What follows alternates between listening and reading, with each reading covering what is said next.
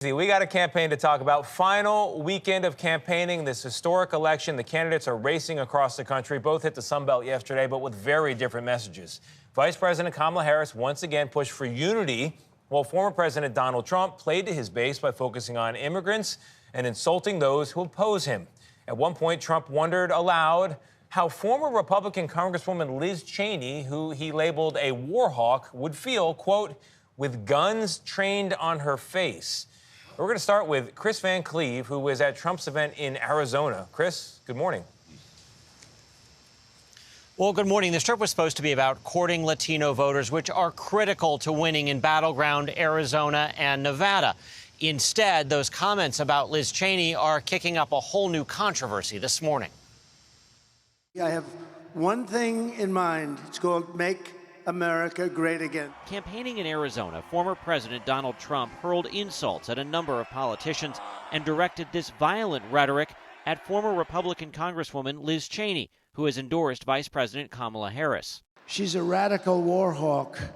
Let's put her with a rifle standing there with 9 barrels shooting at her, okay? Let's see how she feels about it.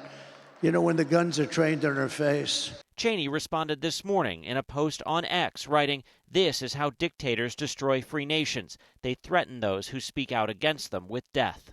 Trump has a 2-point lead over Harris in the Grand Canyon state, where he's continued to criticize her on the economy and immigration. I happen to think that the border is the single biggest issue. I think the border is a bigger issue than inflation. Earlier, Trump took that message to the battleground state of Nevada, where he attacked Harris. You wouldn't put Kamala in charge of literally a kindergarten class. You wouldn't.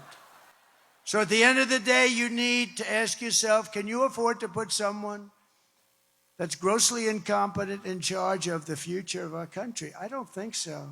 The race appears tied in Nevada, where more than 872,000 people have already voted. Who has voted? Great. That is great.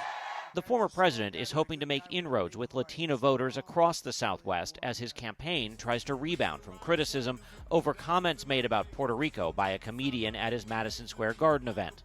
Hispanics love Trump. They do. That led to an unusual campaign stop as Trump detoured from battleground states to solidly blue territory in Albuquerque, New Mexico. I'm here for one simple reason. I like you very much, and it's good for my credentials with the Hispanic or Latino community. Trump will leave Arizona this morning for Wisconsin and Michigan, 2 key battleground states, now in the final stretch. Adriana? Chris, thanks so much.